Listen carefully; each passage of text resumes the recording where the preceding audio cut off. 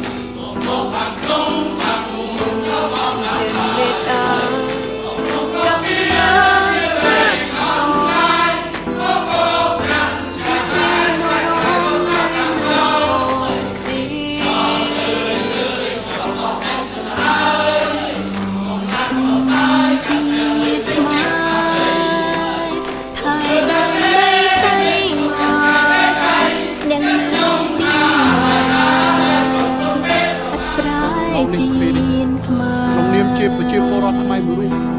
ខ្ញុំសូមបង្ហាញនៅការថ្លែងអំណរគុណដោយស្មោះស្ម័គ្រតែម្ដងដល់ព្រះអង្គរបស់យើងតែមកដល់ពេលនេះផងនេះកំពុងបន្តជាដំបងសូមអរគោរពចំពោះការស្រឡាញ់និងអ្នកគាំទ្រអរគុណទៅដល់គ្រួសាររស់ស្នាដៃពុកចាំសាទរអរគុណទៅដល់បងប្អូនមិនចោលខ្ញុំពីគ្រាខ្ញុំក្រ